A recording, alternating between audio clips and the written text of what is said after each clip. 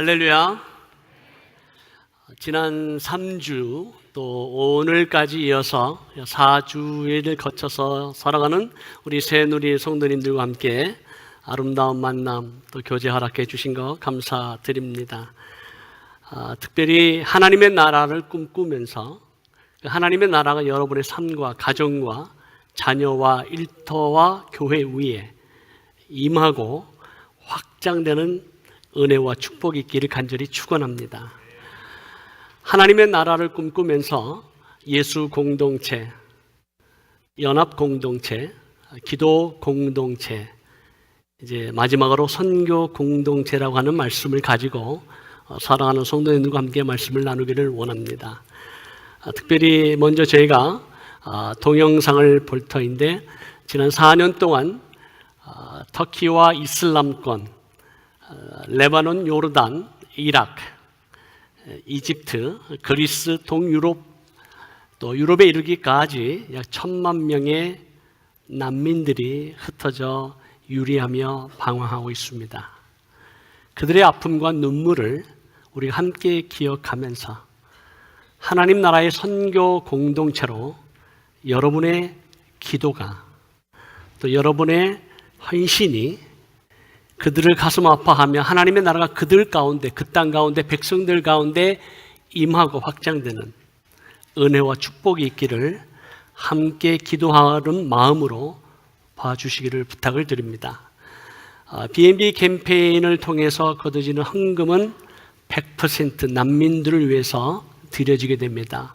어떤 분이 이것이 혹시 오버헤드 익스펜스로 쓰는 것이 몇 퍼센트가 되는지 여쭤보셨는데 저희들은 난민에게 거둬진 모든 헌금은 100% 그대로 난민들에게 전달하게 됩니다. 혹 하나님께서 성령께서 마음에 감동이 있으시다면 여러분이 자유롭게 헌신하시면 되겠습니다. 그리고 여러분들 예배 후에 나가실 때에 꼭 지난주에도 했습니다만은 우리 기도로 함께 동참하겠습니다라고 여러분들이 성함과 전화번호만 적어주시면 저희가 새누리 기도 카톡방을 만들어서 매주 금요일마다 터키와 이슬람권에서 행하시는 하나님의 놀라운 일들과 기도의 제목들을 나누게 될 것입니다. 받으시고 1분 정도라도 꼭 기도해 주셔서 우리의 연합된 기도가 하나님의 나라를 그 땅에 임하게 하고 확장하는 놀라운 역사가 일어날 줄을 믿습니다. 꼭 참여해 주시기를 진심으로 부탁을 드립니다. 준비한 동영상 보고 말씀을 전하겠습니다.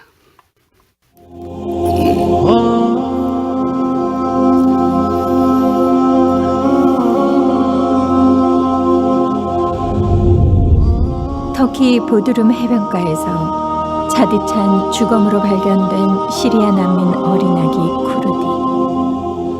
전 세계에 충격을 주었던 시리아 난민의 단면입니다. 시리아 내전이 시작된 지 벌써 7년이 되었지만 전쟁은 여전히 진행 중입니다. 수많은 전쟁 난민들이 부모와 자녀, 친구를 잃고 집을 떠나 방황하고 있습니다.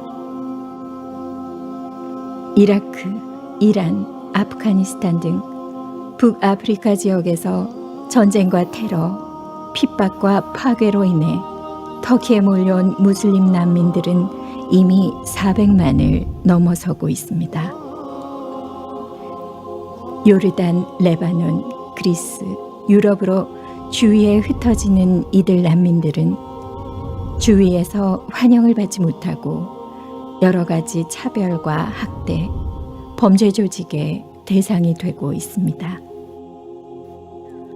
유니세프에 의하면 250만 명의 시리아 난민 어린이들을 향한 도움이 급히 필요하다고 합니다. 간절한 도움이 필요한 이들에게 누가 따뜻한 관심과 사랑의 손길을 내밀고 있습니까? 지금 그들을 향한 도움이 가장 간절히 필요한 때입니다. B&B 바이블 앤 브레드 캠페인은 터키와 중동에 흩어져 있는 시리아, 이라크, 이란, 아프간, 북아프리카 난민들에게 하나님의 사랑과 그리스도의 복음을 전하는 사역입니다. 이 사역은 그들의 언어로 된 신구약 성경과 4인 가족 일주일치의 빵과 밀가루, 기름, 설탕, 우유가루, 차 등 생필품 패키지를 전달하게 됩니다. 나눔 사역은 생존의 위협 속에서 참 진리를 찾는 무슬림 난민들에게 사랑과 은혜를 증거하는 소망과 생수의 역사로 나타날 것입니다. 여러분의 나눔을 통해 잃어버린 하나님의 백성 무슬림 난민들에게 하나님의 은혜와 축복이 임할 것입니다. 생명을 살리는 사역 B&B 바이블 앤 브레드 캠페인에 사랑하는 성도님들의 참여를 바랍니다.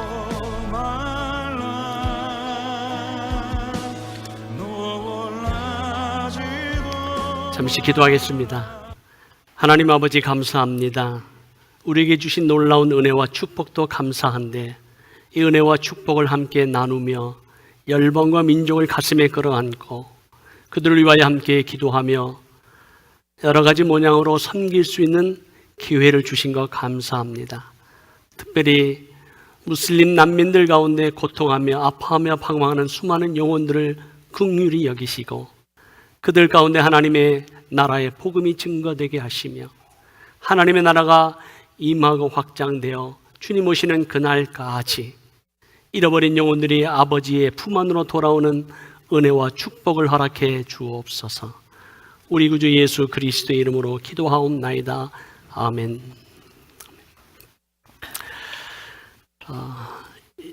오늘 마지막으로 말씀을 전하면서 선교사가 사랑하는 성도님들과 함께 전하고 싶은 가장 중요한 말씀이 있다면 어떤 말씀이겠습니까? 선교에 대한 말씀입니다. 이 말씀 전하고 싶어서 3주를 참았습니다. 하나님의 나라에 대해서, 예수 공동체에 대해서, 연합에 대해서, 기도에 대해서 말씀드렸지만 오늘은 결론입니다. 선교가 무엇입니까? 미션이라고 하는 단어는 미시오라고 하는 라틴 언어에서 왔고 헬라 원어로는 아스포텔로라고 하는 보냄을 받다라고 하는 그 뜻이 있습니다. 아파서 사도라는 뜻 혹은 미셔너리라고 하는 뜻은 예수 그리스도의 사명을 위해서 위임을 받아 그리스도의 복음을 위해 보냄을 받은 자, 보냄을 받은 자라고 하는 뜻이 사도 혹은 미셔너리라고 하는 뜻이 있습니다. 하나님 나라의 영광과 존귀와 능력과 위엄이 이 땅 가운데 민족들 가운데 임하고 확장되기 위해서 예수 공동체로 부르심을 받은 여러분들은 미셔너리들입니다. 선교의 사명을 받은 분들입니다. 그러나 오해하지 마십시오. 지금 당장 선교사로 나가라는 말은 결코 아닙니다. 우리는 이 세상에서 에클레시아라고 하는 교회로 부름을 받은 동시에 세상을 향해서 나아가는 선교 공동체입니다. 선교 공동체로서 우리가 하나님께 주신 은사와 은혜와 축복과 물질을 선한 청지기가 되어 이것을 어떻게 잘 관리하고 세상을 향해서 나누어 주는 은혜와 축복의 통로가 될 때 하나님의 나라가 그 가정과 자녀와 여러분의 공동체 위에 임하게 됩니다. 그래서 오늘 저는 선교 공동체라고 하는 것을 사랑하는 성도님들과 함께 세 가지의 본질의 문제를 나누려고 합니다. 첫째는 선교는 하나님의 나라가 이 땅에 완성되는 그날까지 모든 민족을 제자로 삼는 것입니다. 우리가 잘 알고 있는 마태복음 28장 18절에서 20절 말씀에 보면 하늘과 땅의 모든 권세를 회복하신 예수 그리스도께서 그러므로 너희는 가라. 모든 족속으로 제자를 삼으라. 그리고 침례를 주라. 그리고 너에게 모든 것을 가르쳐 지키게 하라. 세상 끝날까지 너희와 항상 함께 있을 것이다 라고 약속하신 이 주님의 지상태의 명령, 이것은 Great Commission이라고 하는 것입니다. 예수 그리스도를 나의 주님, 나의 하나님으로 고백하신 분들이라면 순종해야 되는 주님의 지상대 명령입니다. 이 말씀 가운데 네 가지의 동사가 나오죠. 가라, 제자 삼으라, 침례주라, 가르쳐 지키게 하라. 이 네 개의 동사가 나오지만 원래의 헬라 원어 성경을 보면 동사는 하나입니다. 그리고 나머지 세 개는 분사, 파리시플입니다. 그렇다면 이 네 개 중에서 어떤 것이 본 동사일까요? 틀려도 좋으니까 확실하게 틀리기 위해서 손을 좀 들으시면 좋겠어요. 제가 2부 예배 때 좀 손을 드시라고 하니까 다들 점잖하게 하셔서 손을 안 드시더라고요. 틀려도 확실하게 틀리면 확실하게 배웁니다. 가라가 본동사다라고 생각되시는 분 손 들어보세요. 네. 확실하게 드셔야 돼요. 마음 바꾸지 마시면 안 됩니다. 한 30명 정도 됩니다. 제자 삼으라가 본동사다라고 생각되시는 분 손 들어보세요. 한 10분, 서너 분. 침례 교회니까 침례가 얼마나 중요하냐. 침례가 본동사다라고 생각되시는 분 손 들어보세요.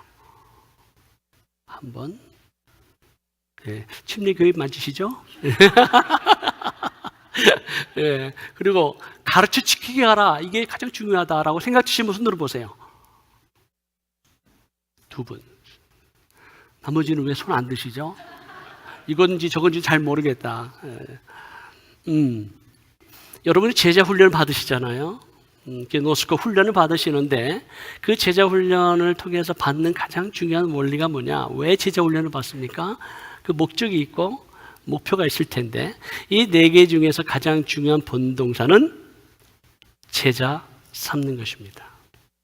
제자를 삼기 위해서 가는 것이고 제자를 삼은 다음에 이 세상에서 그리스도인이라고 하는 것을 선포하기 위해서 예수 그리스도와 함께 죽었고 부활했다고 하는 것을 상징하기 위해서 침례를 받는 것이고 주님 오시는 그날까지 하나님의 나라가 완성되는 그날까지 그 복음을 확실하게 지키기 위해서 우리는 모든 민족으로 제자를 삼는 것이 우리의 삶의 목표입니다.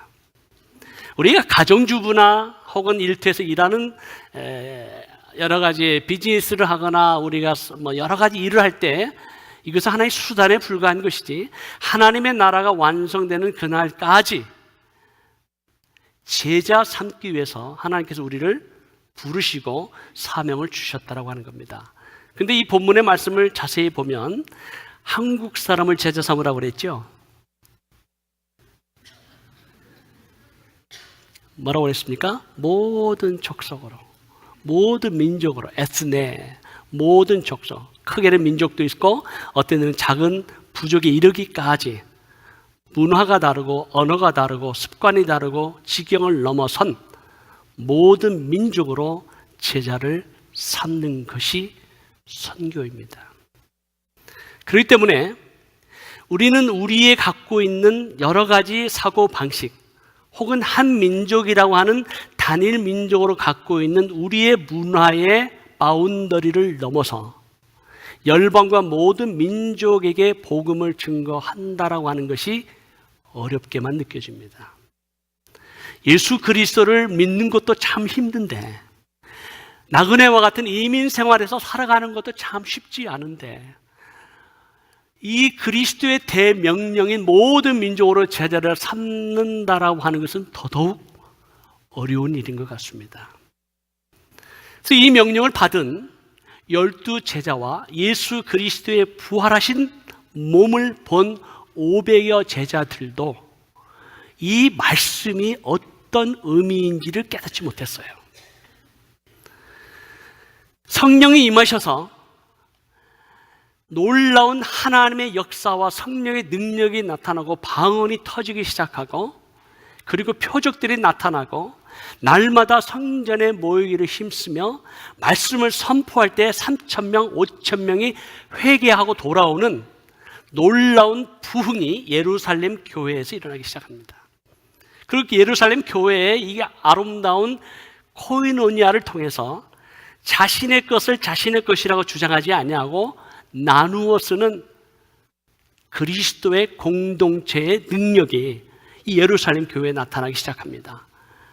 그들에게 기도가 있고 말씀이 있고 찬양이 있고 교제가 있고, 그래서 그 안에서 일어난 놀라운 성령의 역사가 오늘날 이 시대에 우리들 교회 가운데 일어나기를 간절히 소원합니다. 그럼에도 불구하고 예루살렘 교회는 불순종한 교회였습니다. 왜냐하면 오직 성령이 너에게 임하시면 예루살렘과 온 유대와 사마리아 땅끝까지 이르러 내 증인이 되리라라고 하는 주님의 약속의 말씀이 성취되기 위해서는 땅끝까지 가야 되는데, 모든 민족에게 나가야 되는데 나가질 않는 거예요. 예루살렘이 너무 좋은 거예요. 우리의 만남, 우리의 교제가 너무 좋기 때문에 나가질 않습니다. 이 예루살렘을 보신 주님께서 예루살렘 교회에 큰 핍박이 일어나게 허락하셨습니다.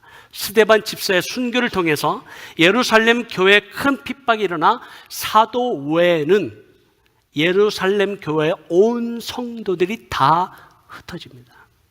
나그네가 되고 난민이 되어집니다. 이 난민이 된 예루살렘 교회의 성도들이 가는 곳마다 복음을 전하고 교회를 개척합니다. 사도들이 했나요? 아니요. 일반 성도들이 교회를 개척합니다.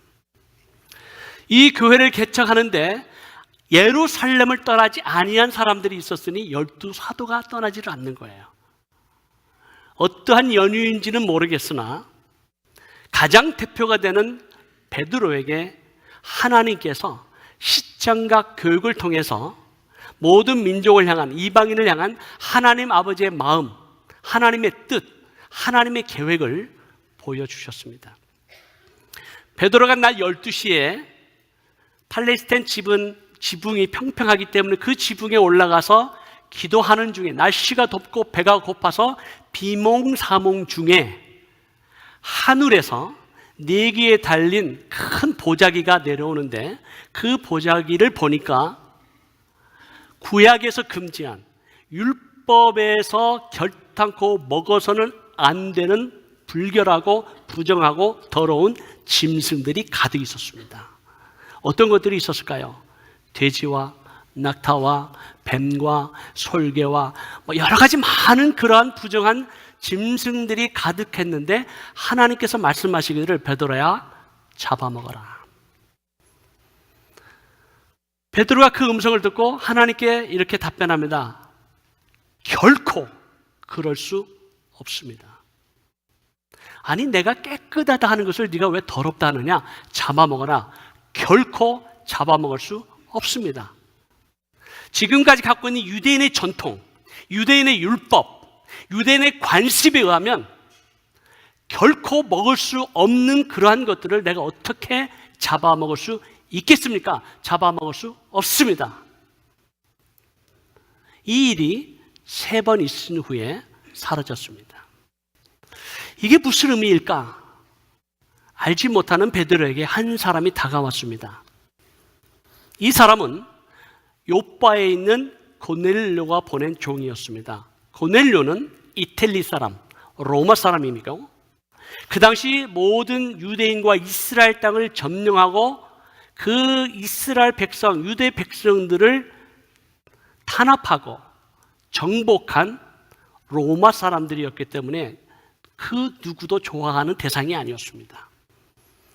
그 고넬료가 백부장이어서 종을 보냈는데, 고넬료를 성경에서 기록하기를 그는 경건한 사람이라 하나님을 경외하고 백성을 많이 구제하고 그리고 기도하는 자라고 기록이 되어 있어 하나님께서 그의 기도를 들으시고 고넬료에게 하나님의 영광을 보여주시기 위해서 사도 베드로를 초청하게 하셨습니다. 이방인에 가는 그 길이 사도 베드로에게는 참 힘들었습니다. 왜냐하면 그 당시 이방인들과 함께 만난다는 것, 교제한다는 것, 심지어는 이방인의 그림자만 밟아도 몸이 더러워졌기 때문에 제사를 다시 드려야 되는 상황 속에서 이방인을 만난다고 하는 것은 결단코 있을 수 없는 일이었습니다. 근데 성령께서 가라 하시니까 가지만 불편한 거예요. 그래서 하루를 걸쳐서 요빠에 도착한 고넬료의 집에 도착해서 고넬료를 향해서 이렇게 말합니다. 왜 나를 불렀느냐? 근데 고넬료가 이렇게 대답하죠. 우리가 하나님의 말씀을 듣기 원합니다. 베드로가 예수 그리스도의 복음을 선포할 때에 하나님의 영이 임하셨습니다. 마가의 다락방에서 역사했던 똑같은 성령의 역사가, 기적이, 표적이, 방언의 능력이 개나 돼지보다도 못한 이방인들에게 거룩한 성령의 영이 내리는 것을 보고 베드로가 깜짝 놀랍니다. 어떻게 이런 일이 일어날 수 있는가? 여러분, 사도 베드로가 성령 충만하지 못했습니까? 아니요. 그가 말씀을 선포할 때 3,000명, 5,000명이 회개하는 역사가 일어났고, 베드로가 기도할 때에 안진뱅이가 일어나고 문둥병자가 고침을 받고 죽은 자가 살아나는 놀라운 하나님의 역사를 이루었던 사도였습니다. 그럼에도 불구하고 그는 그가 갖고 있는 전통, 관습, 율법, 패러다임에 사로잡혀서 온 열방과 민족을 향한 하나님의 뜻, 아버지의 마음을 깨닫지 못하였다라고 하는 사실입니다. 오늘날 이 시대에도 우리가 주님을 위해서 섬기고 주님을 위해서 열심을 다해서 하나님을 사랑한다고 고백하고 있지만 하나님 아버지께서 온 열방과 모든 민족을 향한 그 하나님의 뜻, 우리가 알지 못하고 깨닫지 못하고 순종하지 못하고 얼마든지 우리는 살아갈 수 있다라고 하는 것입니다. 그 이방인들에게 성령이 임하시는 것을 보고 베드로가 그제서야 우리가 믿는 하나님, 우리가 예배하고 찬양하고 기도하는 여호와 하나님은 유대인들만의 하나님이 아니라 온 열방과 모든 민족의 하나님인 것을 깨닫게 됩니다. 우리가 섬기는 여호와 하나님은 한국인들만의 하나님이 아니라 모든 민족의 하나님, 열방 중에 거하시는 하나님인 것을 이 시간 깨닫고 순종하는 여러분 되시기 주님의 이름으로 축원합니다. 그렇기 때문에 하나님께서 이 베드로에게 고넬료의 사건을 통해서 하나님 아버지의 마음을 보여주셨어요. 오늘날 이 시대에 우리에게 다가오는 이방인들은 누굽니까? 우리의 가정 가운데, 우리의 일터 가운데 아직까지 예수 그리스도를 믿지 아니하는 그들이 이방인들입니다. 그러나 저는 특별히 이방인들 가운데, 모든 민족 가운데 무슬림이라고 하는 한 사람들을, 종족인들을 여러분들에게 소개하기를 원합니다. 무슬림은 종족이 아니죠. 이슬람을 믿는 사람들을 무슬림이라고 합니다. 이슬람은 종교이고 무슬림은 이슬람을 믿는 사람들입니다. 이슬람과 무슬림을 혼돈하지 마십시오. 이슬람을 우리는 절대적으로 예수 그리스도 이름으로 적대해야 될 영적인 세력이지만 무슬림은 예수 그리스도의 사랑으로 사랑해야 할 대상입니다. 그러나 많은 사람들이 심지어는 예수 그리스도를 믿는다라고 말하는 우리들조차까지도 무슬림을 좋아하지 않습니다. 뭔지 우리에게 막연한 두려움이 있고 싫어하고 심지어는 증오하고 적대하는 마음이 우리 가운데 있음을 솔직히 고백합니다. 그렇다면 이 무슬림들은 과연 지옥에 가야 될 자들인가? 성경은 그렇게 말하지 않고 있습니다. 우리가 잘 알고 있는 믿음의 조상 아브라함에게 하나님께서 그에게 약속을 하셨는데 너를 통해서 내가 큰 민족을 이루고 네가 복의 근원이 되고 너를 통해 모든 민족이 복을 얻을 것이라고 언약을 세워주시고 아들을 낳을 것이다 라고 말씀해 주셨습니다. 그때 아브라함의 나이가 75세였습니다. 분명히 하나님께서 아들을 주신다고 약속하셨는데 1년이 지나고 3년이 지나고 5년이 지났는데도 아들을 주시지 않는 거예요. 10년이 됐습니다. 그래서 기다리다 못한 아내 사라가 아브라함에 가서 이렇게 말합니다. 하나님의 뜻이 이렇게도 역사하지 않겠느냐? 내 몸종인 하갈을 맞아들이게 됨으로 인해서 당신이 아들을 낳을 수 있을 것이다. 그때 아브라함이 무슨 소리냐? 내가 하나님의 약속을 끝까지 믿고 순종하고 기다리겠다라고 반응한 것이 아니라 그래, 그럴 수도 있겠다. 하갈을 통해서 하나님께서 역사하시는 것도 하나님의 약속을 성취할 수 있는 방법이라고 생각이 돼서 그 제안을 받아들여서 아들을 낳았는데 그 아들의 이름이 이스마엘입니다. 아브라함의 나이 86세에 11년 만에 낳습니다. 그 이스마엘을 얻은 아브라함의 기쁨이 어떻겠습니까? 비록 본부인은 아니지만 하나밖에 없는 외아들이에요. 저도 늦지막하게 둘째 후에 15년 만에 낳은 늦둥이 요셉이 얼마나 귀엽고 이 늦둥이의 기쁨은 가진 자만이 아는데 86세에 낳은 이스마엘이 얼마나 귀엽고 사랑스럽고 아버지의 사랑을 그가 쏟아 부었겠어요. 근데 아브라함의 나이 99세에 하나님이 나타나셔서 너의 본부인을 통해서 아들을 낳을 것이다. 아브라함이 웃었습니다. 사라도 웃었습니다. 그 웃음이 비웃음이었어요. 이스마엘에는 내가 잘 기르겠습니다. 아니다. 반드시 네가 100세의 아들을 낳을 것이다. 근데 낳았어요.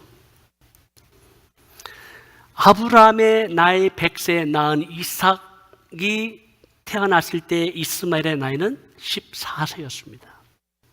그리고 이삭이 젖을 때의 즈음이니까 아마 1년, 2년 후라고 생각되면 이스마엘 나이가 15, 16세였을 것입니다. 그때 큰 잔치를 배설하죠. 그리고 아브람은 그 당시 대족장이었고 약 370여 명의 개인 군사를 가지고 있을 뿐만 아니라 수많은 종을 가지고 수만의 가축을 가지고 있었던 대부호였습니다. 부자였습니다. 큰 잔치를 벌였는데 그 잔치를 벌이는 중에 이스마엘이 이삭을 희롱하더라라고 하는 단어가 나옵니다. 이스마엘이 이삭을 희롱하다는 의미는 이스마엘의 형으로서 이삭을 잘 돌봐주고 사랑하고 베이비시트를 했다는 의미가 아니라 피지컬 어뷰즈를 말합니다. 한순간에 이삭이 태어로 말미암아 아버지의 사랑과 관심이 이삭에게로 쏠리는 것을 이스마엘의 시기와 질투가 일어나고 아버지 쪽 받을 모든 유업과 재산이 이삭에게로 간다고 하는 사실을 알게 되었을 때 이스마엘은 이삭을 죽이고 싶어 했습니다. 그래서 막 이렇게 때린 거예요. 그것을 누가 봅니까? 사라가 봅니다. 엄마가 본 거예요. 엄마의 본능이라는 게 있잖아요. 이스마엘이 내 아들 이삭을 죽이겠구나. 그래서 아브라함에게 남편에게 달려가서 당장 이스마엘과 그 어미 하갈을 내어 쫓아라. 무슨 일이 있었는데 이스마엘이 내 아들을 해코지했다. 그때 막 아브라함이 막 분노하고 화를 내고 이 이스마엘을 당장 내쫓고 하갈을 당장 내쫓으려고 그랬죠? 아니에요. 그 얘기를 듣고 심히 근심하게 됩니다. 왜요? 이스마엘도 아들이거든요. 근심 중에 있는 아브라함에게 하나님께서 그날 밤에 나타나셔서 말씀을 하셨어요. 성경은 어떤 말씀을 하셨는지 얘기하고 있지 않습니다. 그런데 새벽이 되어서 아브라함이 하갈과 이스마엘을 부르고 떡과 물 한 가죽 부대를 짊어지고 사막으로 내어 쫓습니다. 죽으라는 거예요. 여러분, 세상에 이런 아버지가 있습니까? 13, 14년 동안 그렇게 사랑한 자기 아들 이스마엘을 어미와 함께 사막으로 내어 쫓아 죽어버리게 하는 겁니다. 적어도 아버지라면 이스마엘에게 아들을 불러놓고 애야, 이제 이삭이 태어났기 때문에 너는 내 모든 걸 유업을 받을 수 없다. 하지만 내가 갖고 있는 모든 재산 중에서 소 1000마리, 낙타 한 500마리, 그리고 양 한 2,000마리 줄 테니까 어머니 모시고 저 멀리 가서 행복하게 살아라. 이래야 되는 거 아니에요? 야, 어떻게 하셔야 돼요? 그래야 되는 거잖아요. 아버지인데. 근데 빵 하나 주고, 물 한 가죽 부대 주고, 사막으로 내쫓았어요. 아마 하나님과의 대화 가운데 장차 이삭의 자손들과 이스마엘 자손들이 서로 미워하고 증오하고 싸우고 전쟁함으로 말미암아 그들이 겪게 될 그것을 하나님께서 말씀하셨는지 모르겠어요. 그리고 이삭의 자손을 통해서 장차 메시아가 올 터인데 그 메시아를 끊임없이 죽이려고 하는 사단의 세력들이 이스마엘을 통해서 나오게 될 것을 하나님께서 말씀하셨는지 모르겠어요. 아마 그것을 알았기 때문에 결단코 함께 있어서는 안 되겠다라는 그 아브라함의 분명한 확신 때문에 이스마엘을 죽이려는 거예요. 자기 손으로 못 죽이겠거니 차라리 사막에서 죽으라는 거예요. 어머니 하갈과 이스마엘이 사막에서 대성통곡을 합니다. 그 대성통곡하면서 죽을 즈음에 나타나서 이스마엘과 그 어머니 하갈을 살리신 분이 누구셨습니까? 하나님이셨어요. 장차 어떤 일들이 벌어질 것을 아는 하나님이라면 이스마엘과 하갈은 죽도록 내버려 두셔야 돼요. 아니, 오늘날 역사를 봐도 수천 년의 역사를 통해서 얼마나 피비린내 나는 전쟁과 미움과 증오와 수많은 테러를 통해서 얼마나 많은 사람이 죽어가고 고통 속에 눈물 속에 있는 것을 아시는 하나님이라면 죽게 내버려 둬야 되는 거예요. 근데 그들을 살리신 분이 누구예요? 하나님이시라는 거예요. 왜요? 왜요? 아브라함과 세운 언약 때문입니다.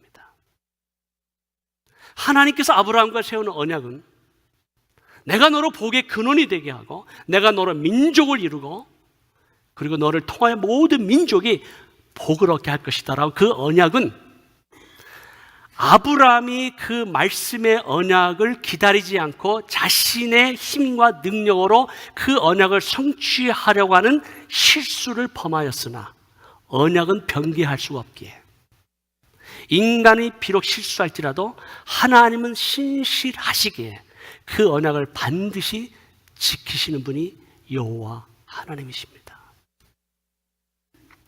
우리는 실수하고 넘어지고 또 같은 죄를 반복한다 할지라도 하나님께서 우리를 하나님의 자녀로 삼아주시고 권세를 주시고 하나님의 나라의 영광이 드러나도록 끊임없이 우리를 사랑하시고 지키시고 보호하시고 능력을 주시는 그 하나님의 언약의 말씀은 영원토록 변함없을 줄 확신합니다.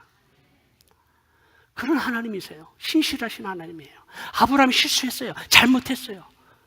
그럼에도 불구하고 그 언약 때문에 이스마엘을 축복하시고 민족을 이루시고 12민족을 통해서 하나님께서 반드시 이스마엘 자손들이 여호와 하나님께로 돌아오리라고 하는 예언의 말씀을 이사야 선지자를 통해서 말씀하셨습니다. 아브라함이 죽을 때 이삭과 이스마엘이 화해하고 아버지의 무덤의 장사를 함께 지냅니다.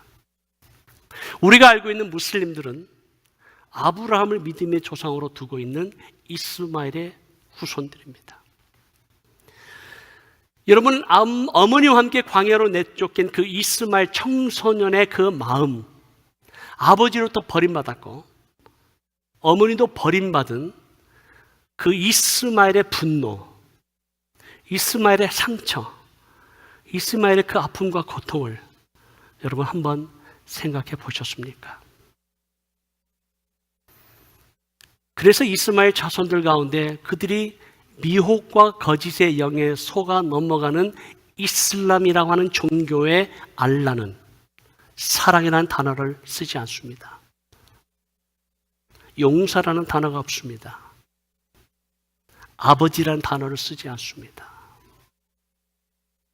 그래서 어쩌면 아버지의 사랑으로부터 버림받은 이스마엘 자손들은 지금도 울부짖으며 하나님 아버지의 품 안으로 돌아가기를 원하는 그들의 울부짖음이 오늘날 이 시대에 우리는 듣고 있습니다. 그러나 사단은 그들의 영혼을 도적질하고 죽이고 멸망시키고 하나님의 예언의 말씀이 성취되지 못하도록, 하나님 나라에서 멀어지도록 할 수만 있으면 우는 사실 그 영혼을 지옥으로 끌어가기 위해서 수많은 무슬림들을 죽음으로 몰아가고 있습니다. 누가 그들에게 다가가서 참된 아버지의 품으로 인도하겠습니까? 바로 우리들입니다. 아버지의 사랑을, 잃어버린 영혼을 향한 아버지의 컴패션의 마음을 품고 그들을 위해서 기도하는 것, 그들을 아버지의 나라로 인도하는 것, 이것이 우리의 거룩한 부르심입니다. 그때 우리는 이제는 이슬람과의 영적 전쟁은 피할 수 없습니다. 이슬람은 예수 그리스도의 이름으로 대적해야 될 종교지만, 무슬림은 아버지의 사랑으로 그들을 껴안고 아버지의 사랑으로 품으로 인도해야 할 잃어버린 우리의 동생들입니다. 그렇기 때문에 우리는 선교라고 하는 것이 단순한 우리가 잘 먹고 잘 살고 우리 교회만 부흥하는 것이 아니라 온 열방과 민족을 향해, 특별히 이방인들을 향한 하나님의 거룩한 소명에 우리가 순종해야 될 줄로 믿습니다. 두 번째는, 선교는 이곳에서 동시에 땅끝까지 가는 겁니다. 사도행전 1장 8절에 오직 성령이 너에게 임하시면 너희가 권능받아서 예루살렘과 온 유대와 사마리아와 땅끝까지 할 때 와라고 하는, 엔드라고 하는 이 접속사는 헬라 원어로 카이라고 하는 단어입니다. 이 카이라고 하는 단어는 예루살렘을 다 복음화하고 우리 산호세 지역을 다 복음화하고 한인 커뮤니티를 다 복음화하고 그리고 좀 더 힘이 있고 능력이 있고 재산이 있고 또 우리의 여러 가지 여력이 있고 사람이 있고 여러 가지 리소스가 있으면 그 다음에 캘리포니아 지역을 복음화하고 이 땅에 와 있는 사마리아 사람들도 복음화하고 그리고 좀 더 힘과 능력이 있으면 땅끝으로 가는 점진적인 의미가 아닙니다. 이 카이라고 하는 접속사는 동시에라는 뜻이 있어요.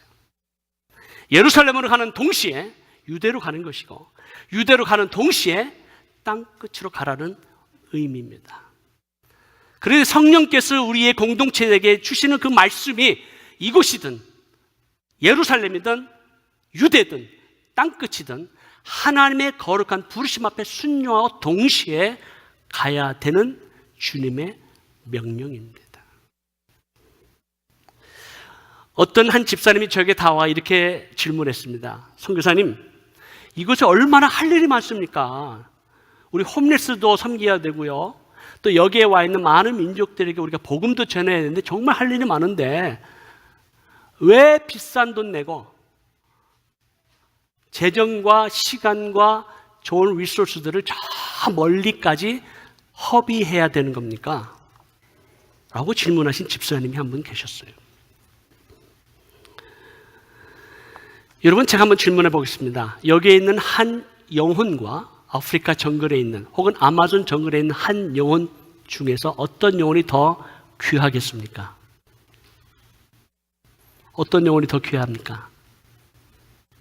네? 똑같아요. 여기 있는 한 영혼이나 아프리카 정글에 있는 한 영혼이나 같습니다. 하나님 입장에서는 한 영혼이 온 천하보다 귀하다는 거예요. 근데 다른 것이 있어요. 이곳에 있는 영혼들은 얼마든지 복음을 들었어요. 복음을 들었으나 거부한 자들이고 저 땅끝에 있는 영혼들은 복음을 한 번도 들어보지 못한 영혼들이에요. 거기에 차이가 있는 겁니다. 그렇기 때문에 우리는 땅끝으로 가야 합니다. 아직까지 그리스도의 복음을 듣지 못한 자들에게 우리의 기도가, 우리의 물질이, 우리의 삶이, 우리의 선교 공동체가 함께 더불어 이 사명을 감당해야 될 줄로 믿습니다.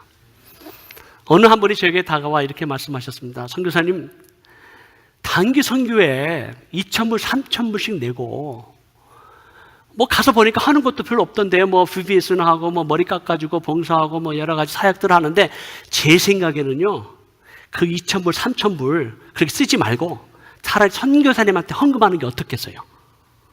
아주 놀라운 제안을 하시더라고요. 아주 혹할 만한 제안을 하셨어요. 그래서 제가 그 성도님한테 이렇게 말했습니다. 네. 근데 우리가 단기 선교에 참여하면 잃어버린 영혼을 향한 하나님 아버지의 마음을 우리가 조금 경험할 수 있고 그 아버지의 마음이 어떤지를 우리가 조금 알 수 있습니다. 그렇기 때문에 단기 선교에 가면 많은 유익이 있습니다. 아버지 마음을 좀 깨닫기 위해서 가셔야 됩니다. 그리고 훈련된 단기팀은 그 현장에서 사역하는 선교사님들이 큰 위로와 격려가 될 뿐만 아니라 선교사님이 하는 사역을 보다도 훨씬 더 이펙티브하게 사역을 감당할 수 있습니다. 그러니까 가시죠. 또 한 가지 제가 말씀드릴 수 있는 것은 이렇게 말씀하신 분들은 절대로 헌금하지 않습니다. 알겠습니다. 그리고 그 성도님이 갔다 오셨어요. 몇 년 후에 만났습니다. 저를 다시 부르는 거예요. 선교사님, 제가 선교사님 말씀 듣고 순종하고 갔더니요, 제 삶이 변했습니다. 제 삶의 목적이 바뀌었어요. 비즈니스 하시는 분이에요. 1년에 5번, 6번씩 막 단기 선교에 불이 타가지고 하나님 아버지의 마음을 채니까 잃어버린 영혼을 향해서 달려가는 그 집사님 오늘날까지도 하나님이 귀한 선교의 사명을 감당하고 있습니다. 그리고 하나님께 얼마나 그 분의 가정과 자녀와 비즈니스를 축복해 주셨는지 제가 증인이에요. 사랑하는 성도 여러분, 하나님께서 우리에게 기회가 주어졌을 때 그 기회를 놓치지 마십시오. 세 번째, 선교는 복음을 듣지 못한 자들에게 가야 합니다. 로마서 15장 20절에 보니까 또 내가 그리스도의 이름을 부르는 곳에는 복음을 전하지 않기로 힘썼노니 이는 남의 터 위에 건축하지 아니하려 함이라. 여러분, 사도 바울만 복음 전한 게 아닙니다. 수많은 성도들이 갑바도키아로, 갈라디아로, 본도로, 길리기아로, 아시아로 막 복음을 전할 때 사도 바울이 복음을 전하러 가니까 이미 복음이 전해졌고 교회가 있어요. 그래서 사도 바울이 여기는 내가 가지 않아도, 복음 전하지 않아도 되겠구나 하고 남들이 가지 않은 곳만 찾아서 복음을 전하는 것이 선교의 가장 중요한 프린시플이에요. 여러분, 지금 2017년 대한민국의 통계에 의하면 약 인구가 5천만 명이라고 합니다. 그 인구의 5천만 명 가운데 예수 그리스도 믿는 성도의 숫자가 얼마인지 아십니까? 얼마인지 아세요? 통계에 보니까 967만 명이라고 합니다.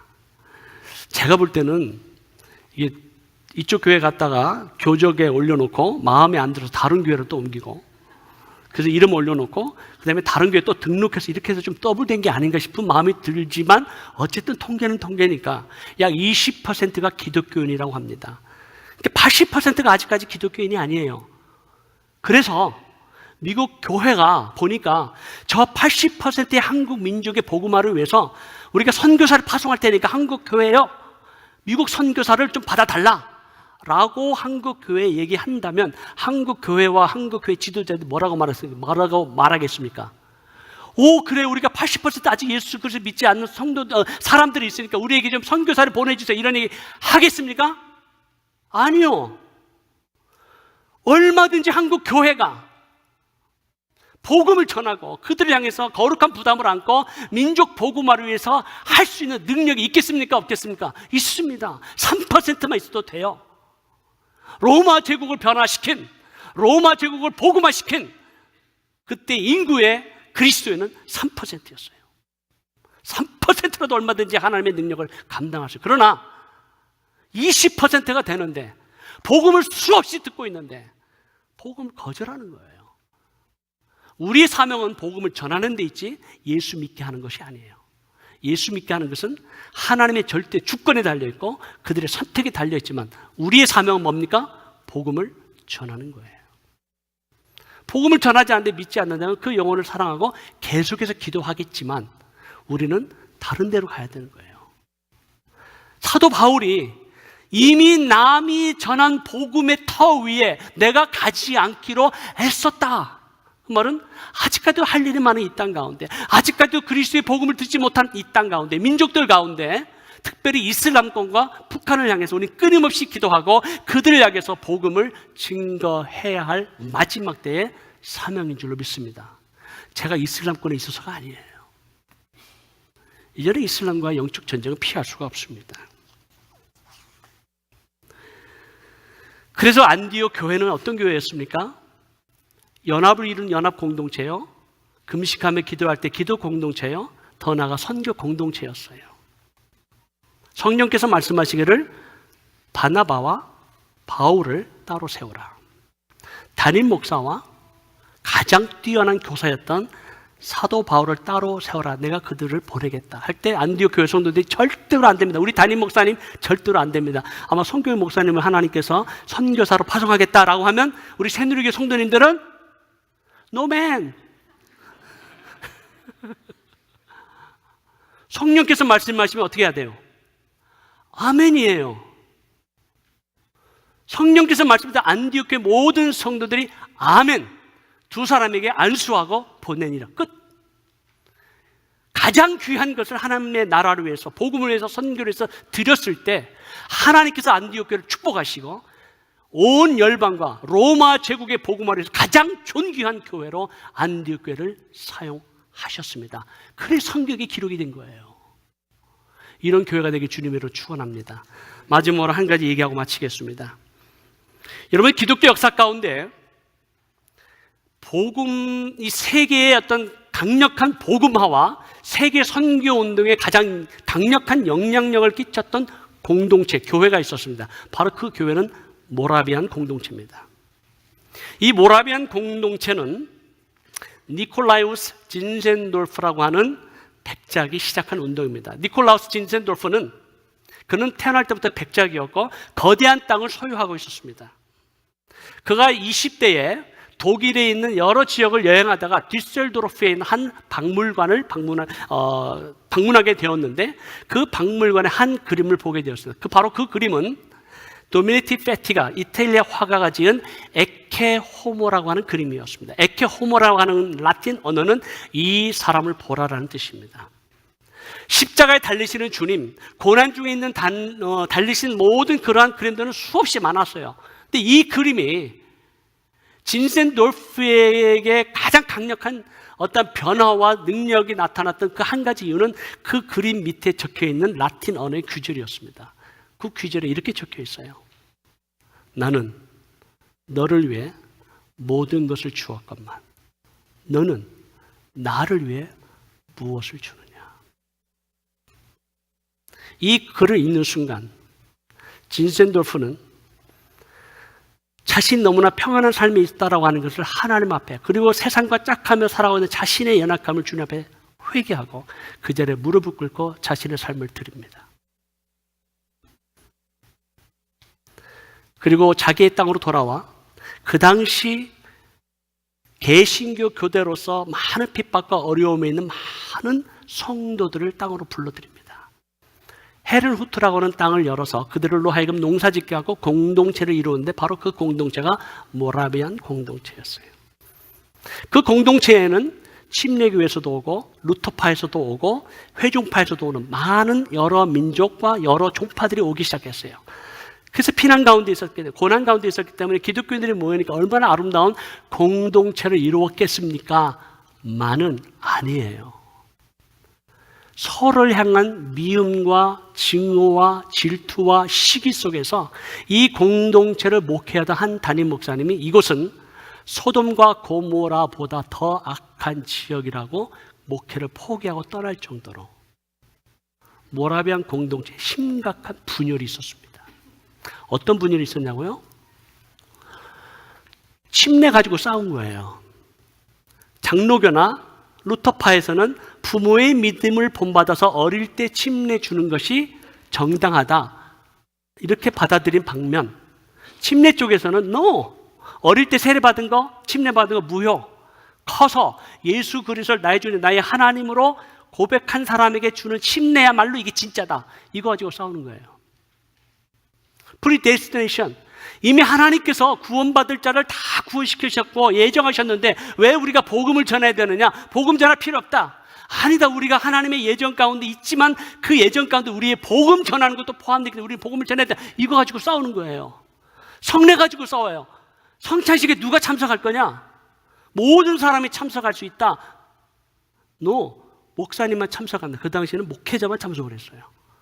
그 때문에 성례식에 모든 성도들이 참여할 수 있다 없다? 이거 가지고 싸우는 거예요. 신학적인 이슈를 가지고 막 싸우는 거예요. 그러니까 서로 원수가 되는 거예요.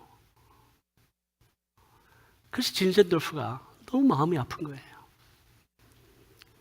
너무 마음이 아파서 우리가 그리스도 안에서 하나 됐는데, 우리가 그리스도 한 공동체인데 우리가 다르다고 그래서 서로 미워하고 증오하고 판단하고 정죄하면 되겠습니까? 한 가정을 만나면서 진센도르프가 그들부터 사인을 받습니다. 그 1727년 5월 12일 날 화해와 형제의 언약이라고 하는 것에 다 사인합니다. 우리가 그리스도 안에서 하나됨을 힘써 지키겠습니다. 그리고 3개월 후에 1727년 8월 13일 수요 예배 때 하나님의 영이 내리셨어요. 그때 역사의 기록에 보니까 하나님의 나라가 우리 가운데 거하였다. 놀라운 성령의 역사가 일어나면서 그때 당시 참석했던 분은 30명 밖에 안 됐습니다. 그 30여 명 가운데 성령의 역사를 체험하고 형제 12분과 자매 12분이 하나님 앞에 약속하고 헌신했습니다. 무엇을 약속했냐면 24시간 중에 1시간을 하나님 앞에 기도하겠다. 24시간 7일 기도 운동이 이때 시작된 거예요. 그래서 24분이 1시간씩 맡아서 기도하는데 그들의 자녀들도 동참하고 또 이 소식을 들은 많은 공동체 회원들이 함께 동참하면서 24시간 7일 기도 운동이 여러분 120년 동안 지속됩니다. 여러분 한 달 정도 할 수 있어요. 1년 정도도 할 수 있어요. 그러나 24시간 기도 운동에 120년 동안 지속된다라고 하는 세계 역사상 전무후무합니다. 그러면서 하나님께서 이들 가운데 하나님의 뜻을 보여주기 시작하시고 하나님의 마음을 부어주시기 시작하시면서 28년 동안 226명의 선교사를 파송하고 200년 동안 3,000명의 선교사를 파송합니다. 이 모라비안 공동체를 통해서 전 세계 부흥운동이 일어나고 요한 웨슬레가 모라비안 성도들의 찬양과 집회에 참석해서 회심하게 되고 요한 웨슬레를 통해서 전 영국이 변화되고 근대 선교의 아버지라 우리가 알고 있는 윌리엄 캐리도 진센도르프의 공동체, 이 모라비안 공동체에서 영향하고 세계 선교에 헌신하게 되는 놀라운 역사가 일어나고 1900년대에 놀라운 세계적인 부흥과 더불어 평양의 대부흥에 이르기까지 세계 역사 가운데 한 획을 그었던 모라비안 공동체는 연합 공동체요, 기도 공동체요, 선교 공동체였습니다. 사랑하는 성도 여러분, 우리 새누리 교회가 마지막 이 시대에 이런 예수 공동체, 하나님의 나라가 이 땅에 임하게 하고 하나님의 나라를 확장하는 이 거룩한 부르심과 사명 앞에 쓰임받는 그리스도인의 공동체가 되기를 간절히 축원합니다.